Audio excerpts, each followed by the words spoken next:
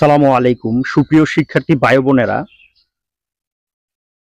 Simple complex compound আমাদের বিভিন্ন প্রতিযোগিতামূলক পরীক্ষা থেকে শুরু করে একাডেমিক পরীক্ষা একটা কমন টপিক।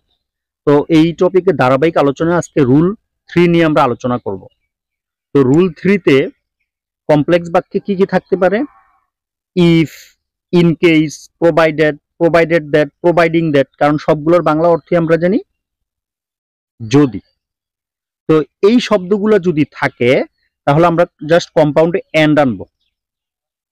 হ্যাঁ, আর সিম্পলে বাই, ফর, বিকজ অফ যেটা দিয়ে কথা মিলে ওটা আনবো। তো যেরকম উদাহরণ লক্ষ্য করা যাক, if he works hard he passes, he will pass. হ্যাঁ, ইফ হি ওয়ার্কস হার্ড, যদি সে কঠোর পরিশ্রম করে, হি উইল পাস, সে পাস করবে। তাহলে আমরা ইফ থাকলে কি জানবো, মাঝখানে এন্ড কম্পাউন্ড হয়ে যাবে। আর ইফের জায়গায় যদি আমরা বাই দেই, বাই ওয়ার্কিং হার্ড, কারণ আমরা জানি প্রেপোজিশনের পর বার বসলে কি হয়, আইএনজি হয়। By working hard he will pass, সে পাস করবে।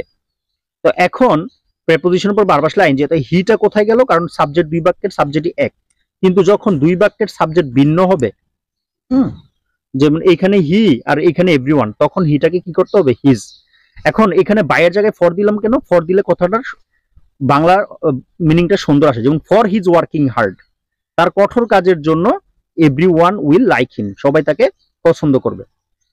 তো এই ছিল আজকের ইফ সম্পর্কিত আলোচনা। সবার জন্য শুভকামনা। Thanks for watching.